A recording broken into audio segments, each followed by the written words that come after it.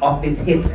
Now, we're not just here to highlight on Astro's short success, but actually about Malaysian films in general and how we've been doing over the past few years. Let's face it, I gotta admit, Malaysian films, we've been doing really, really well. Can we please give a big round of applause to film Tanah Air kita? Memang amazing. You know, we've seen a lot of films that even people from across the borders have been, you know, mesmerized about and have been talked about, have even been put on Netflix, for example. But unfortunately, in the past few years, especially due to COVID-19, we have seen quite a decline in ticket sales when it comes to films out in cinemas. And that is something that we really need to tackle together as industry players. Now, ladies and gentlemen, to begin today, we're going to take a look at a very short video on what exactly is happening to our Malaysian cinema. But before that, we actually have a QR code right now for you guys to scan. And this is the only way for you to ask any questions to our panelists that will be joining us on stage shortly, okay? Jadi kepada anda semua, kalau anda ada apa-apa soalan berkaitan dengan apa yang akan dikongsikan, tolong scan siap-siap QR code ini yang akan membawa anda ke Slido.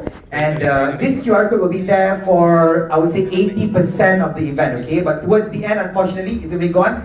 Dah tak sempat nak tanya soalan. So kalau anda nak tanya apa-apa soalan, it's time to scan as fast as possible, okay? Now, back to the video about Malaysian films. How good are we doing, or how bad are we doing? What do we need to improve on? All of that will be answered through this very video. Let's take a look.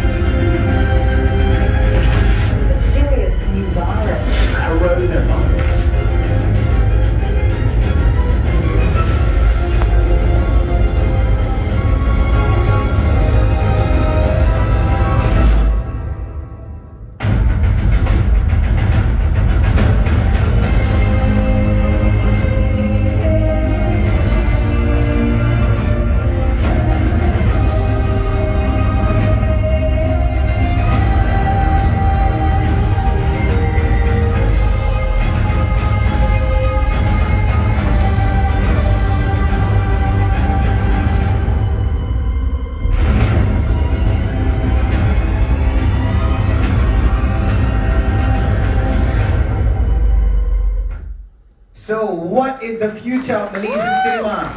That is the real question that's going to be answered today. Not just by our industry players from Shaw, but from every one of you here. But I gotta say, kita kena puji juga sikap rakyat Malaysia yang banyak menyokong filem-filem tempatan. For example, the current film that's hitting the big bucks in the box office right now, of course, KH Kaplan High Council.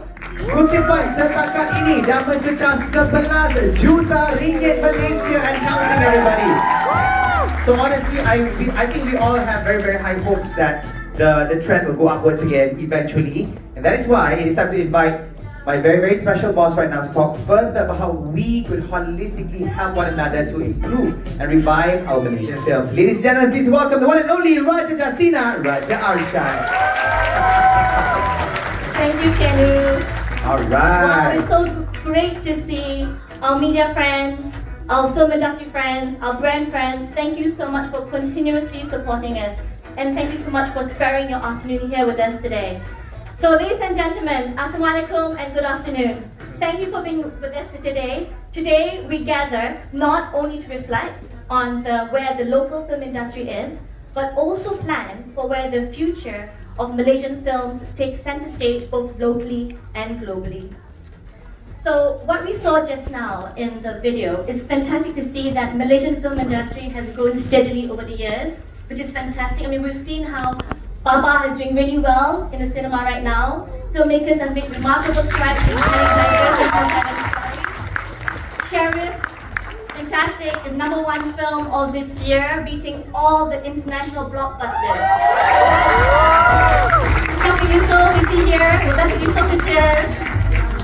Okay, it's all great, but what like to see on this chart here that we saw in the presentation just now, the total gross box office in Malaysia has yet to recover.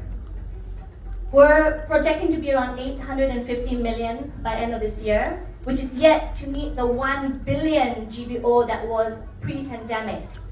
So this is also happening despite we've increased the number of cinema screens. So if this continues, the cinemas will be affected. If cinemas are affected, the film industry will be impacted.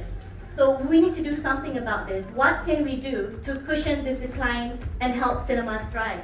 And to ensure there is a continuous feed in the local film ecosystem. How do we increase total GBO? At the same time, increase the share of local films? How do we create opportunities for independent filmmakers to reach broader audiences? And even beyond that, how do we position Malaysian films for commercial success on the global stage? But we also know there is a limitation.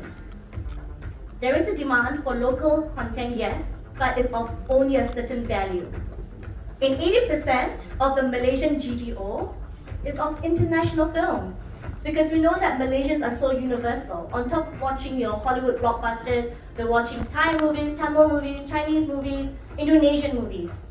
So if we cannot even fight the international films in our own market, how can we even be successful to export our films globally? So what do we need to do? We need to up our game. We need to bring something else onto the table. We need to reimagine the way we think about movies. It needs to exist as a format beyond a movie. It is no longer just a GBO game. We need to imagine a future where every story we produce not only entertains audiences in cinemas, but also lives on across multiple platforms. So what is beyond movies? It exists as series, novels, commercials, merchandise, and so forth. And it becomes compelling enough for fans to have a strong affinity with it. While of course we'll continue to produce and co-produce films, we need to create larger steps.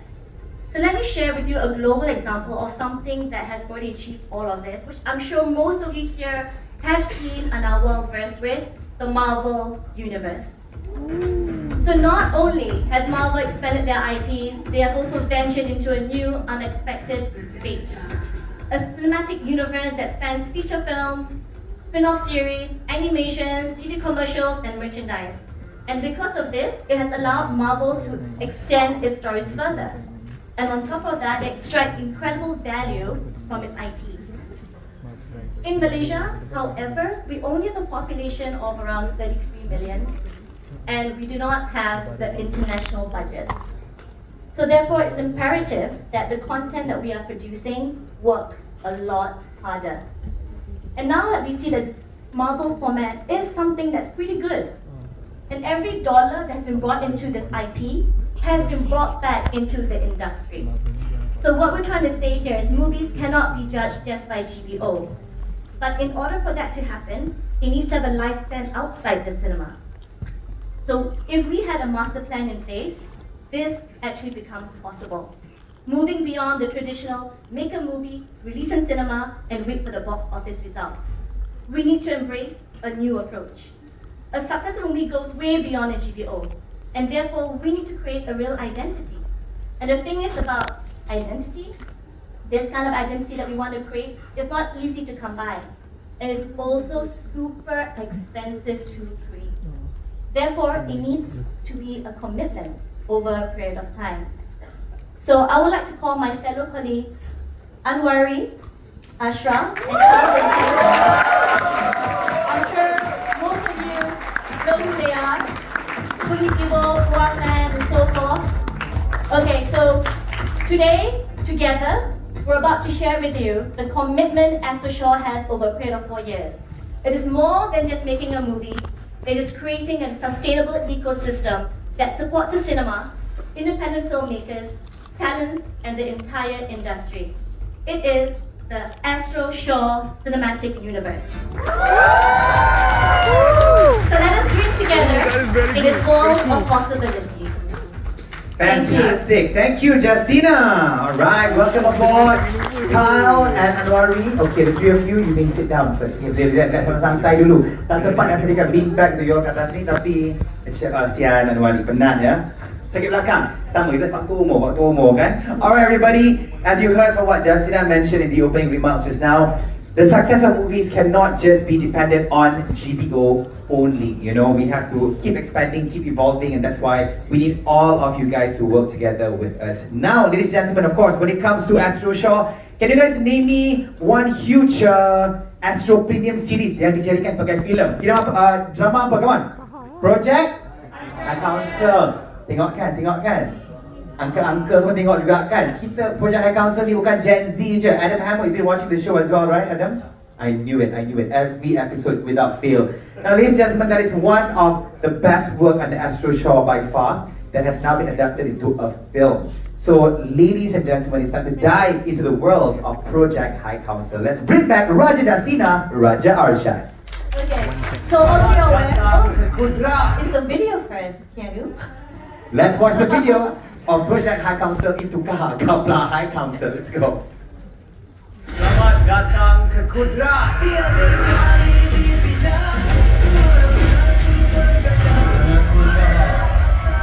Kapla High Council. Istirahat ni kita listener. Let's see the Pelawah High Council. 3, 2,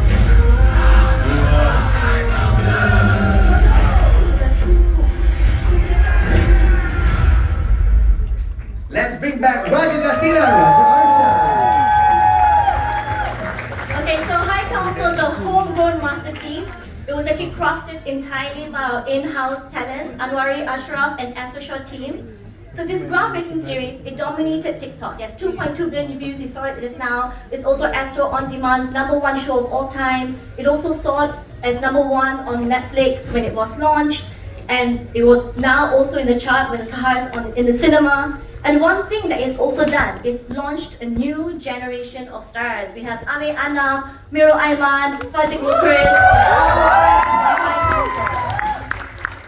So the universe has expanded when we responded to the fans.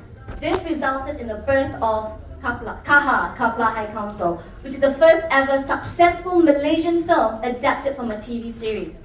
And it's now obviously still showing in the cinema. So with Kaha, we went beyond just a movie. We also had a strategic collaboration with Grab and TuneTalk to offer limited edition merchandise such as a TuneTalk Kaha SIM card and so many other collaborations that we are willing to actually do with our partners. So now I would like to invite the creator of High Council, Anwar Ashraf, to share further insights on High Council and what we have in store for you.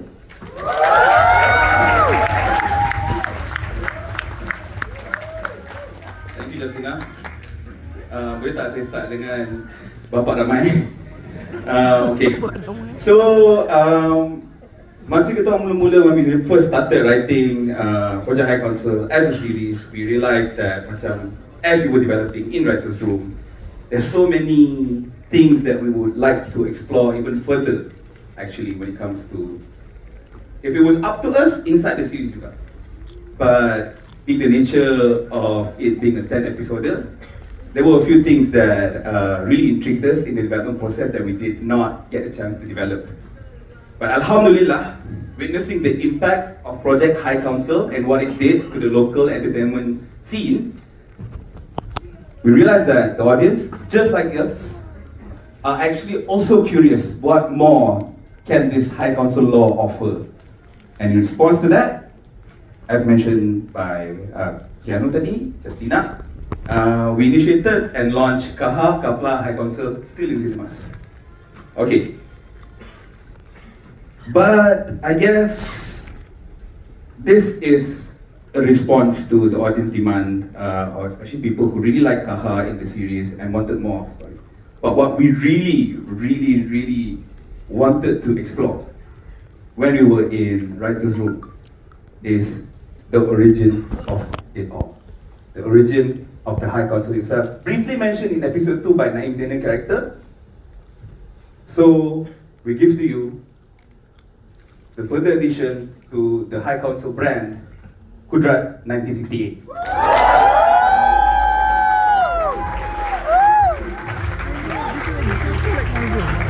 we feel so privileged to be able to reach that High Council is able to reach the heights that it did, and for that we are forever indebted to the people that we have worked with, our collaborators, our partners, from HODs, brands, production houses, and we would not have gotten here without them. And to further the High Council plan, we are looking for potential collaborators. We are open to partners, and there's so many ways we can work together. As mentioned by Justina, a few examples were mentioned tadi, and we're looking at all of you. Thank you very much. Thank you, Anwar Ashra. So, looks like all the demands of social media asking for a prequel of the prequel is now happening. Kudrat 1968. Kita tahu kisah Abu Yamin dah tahun 68. Kalau yang tu tak terlibat lagu mungkin dalam mimpi dia satu hari nanti ada muka canggih dalam Kudrat nanti kan. This is long time ago punya cerita. Wow, so is that going to be the final prequel or is it going to be like Kudrat 10,000 BC? What? Tak ada tak. Mana tahu King Mandis dah ada kapla-kapla juga kan? We'll see in the writers room nanti ya. Alright everybody, now that we've got Zizan Raza in the house, give it up for Zizan everybody. Takkan kita orang tak nak mention pasal Polis Evo, betul tak? Can you guys imagine? Polis Evo 1 was out when I was only 17, and now at 27, Polis Evo 3 pun dah keluar, and Polis Evo 3 by the way is the third highest grossing film in Malaysia by the way. Give it up for Polis Evo team. And now we're going to see what else is in store for us for the Polis Evo franchise. So ladies and gentlemen, once again, Raja Justina. Thanks, Keanu. So Polis Evo is something that's very dear to me. It was actually the reason why I joined film.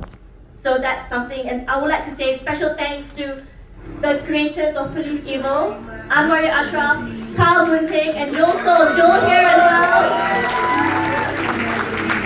Because of them, the Polis Evo franchise was born in 2015. So the journey of Polis Evo started at a time when Malaysians lost faith in local films, as you saw earlier. So what we did, we created Polis Evo, an action comedy film directed by Gaz Abu Bakar, which not only incorporated a familiar local feel, but also has the qualities of a high caliber action film. Then we came with Polis Evo 2, directed by Joel So and Andre Chew, where we decided to shake things up a bit. We were able to be a bit more brave because we already had an existing fan base and a strong IP. We ventured into a riskier territory. The film's tone became a bit sharper, the theme became a bit more complex, and thanks to this bold move, we expanded the Polis Evo's appeal to a more urban and sophisticated audience.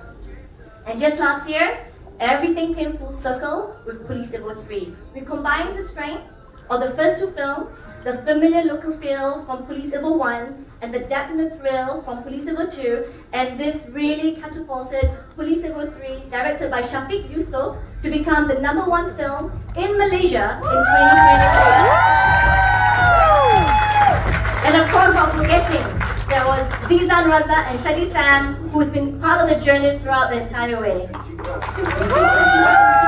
So I'm sure everyone is probably wondering, what is next for Polis Evo? Wasn't it supposed to be just a trilogy? So without further ado, let's hear from the co-creator of Polis Evo, Carl Gunting, about the future of Polis Evo universe.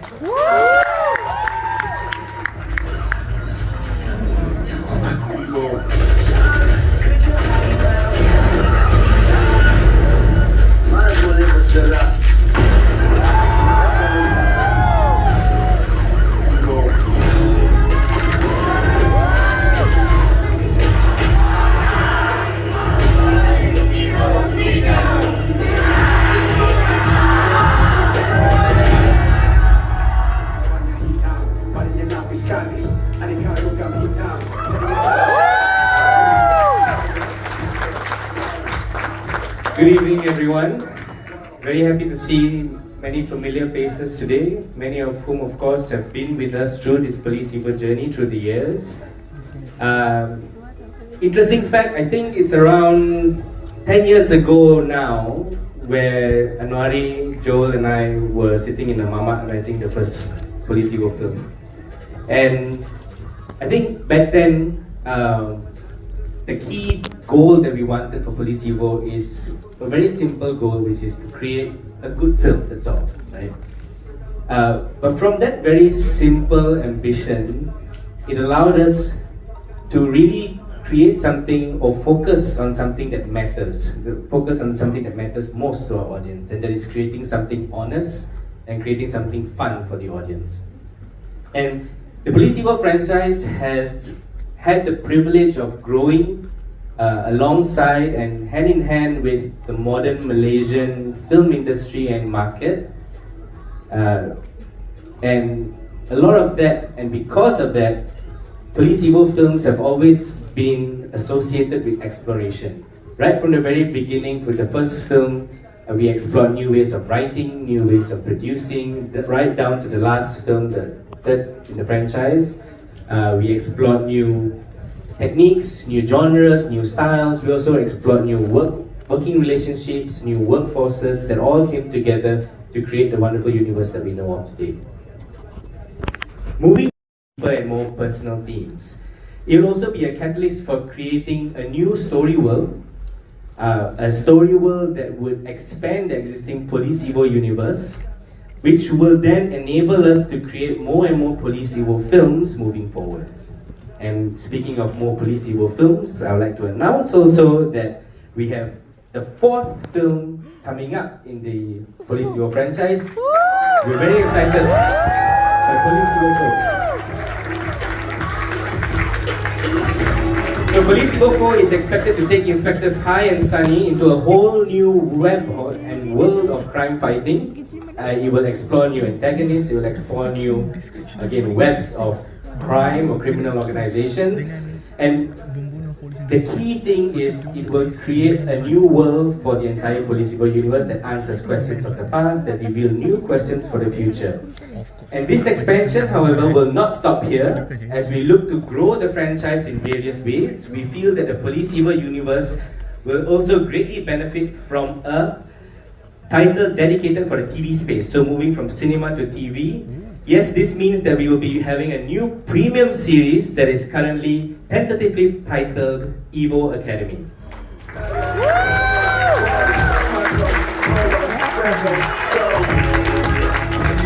The Polis Evo story, we feel, has a lot of potential to create new characters, to dive deeply into more characters via the premium series medium. And with Evo Academy, we will look to create the characters old and also new. Saya sebenarnya walaupun komentar saya punya tak sabar nak shoot.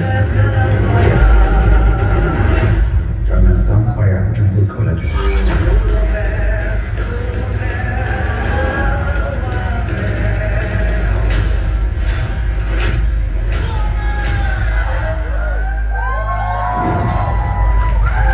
Over to you, Raja Dasina. So, ladies and gentlemen, Pemain is a beloved cultural icon, deeply cherished by Malaysians, as we're all very aware. And we're so thankful to Iconic Animation for giving us the opportunity to transcend Pemain to the live action film. So thank you so much. And as an iconic IP, Pemain opens limitless possibilities, driving us to push beyond traditional collaborations and also explore new horizons. The film has yet to be released in the cinema, and yet Pemain's presence is strongly felt in retail outlets, billboards, local cafes, and so forth. And this Pemain, Polis Evo, Once and Thief, Hantu Kadima, High Council, and so forth. And each one of its own universe, each one resonating deeply with audiences. But what if these stories could connect? What if their worlds could collide in ways you've never imagined? This is a narrative larger than life, bringing together the characters, the themes, the universes you've come to love. So we can't share all the details just yet, but here's what we can tell you. The journey towards it has already begun.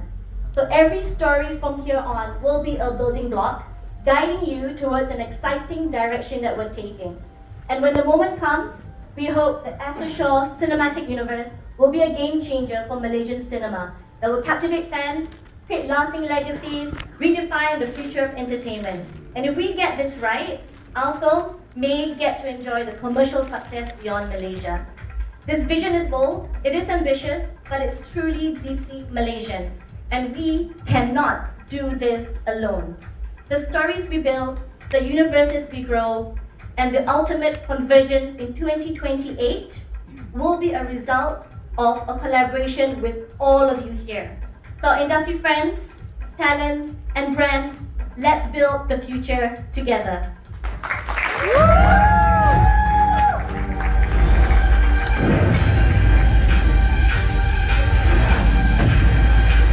Kau gagal. Kita semua buat sekarang. The future is beyond, tak pernah terhapus.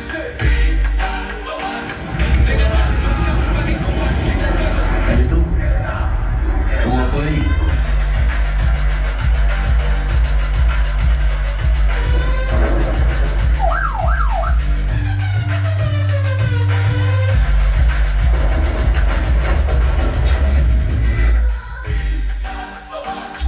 The future is beyond, tak pernah terhapus. Dengan Astro sebagai kompas kita terus. Angkat tangan, bersatu di sinar tulus. Masa depan menanti, langkah takkan pupus.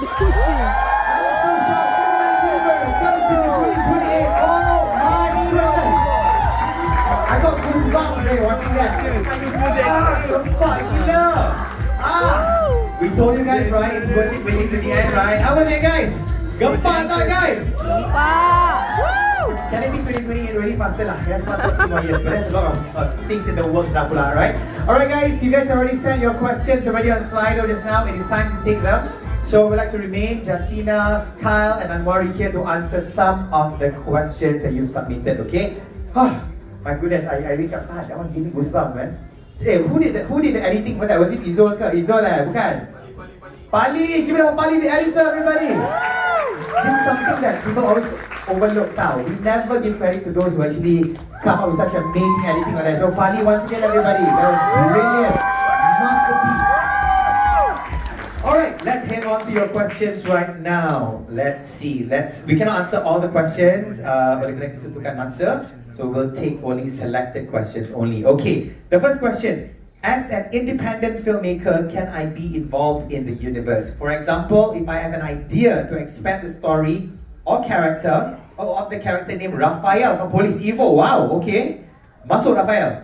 Can I come and pitch to Astro Short? Shall we get that from Justina?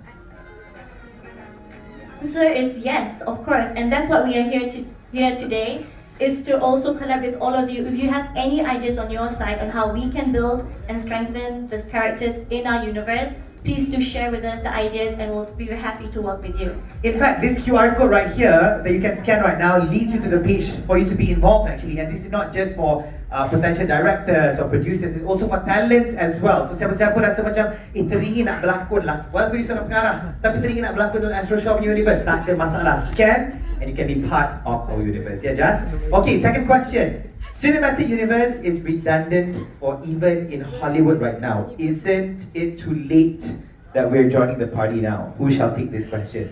Siapa bita-bita ni? We can do it together. Okay, Kyle. Cinematic universe is redundant in Hollywood. Apparently so.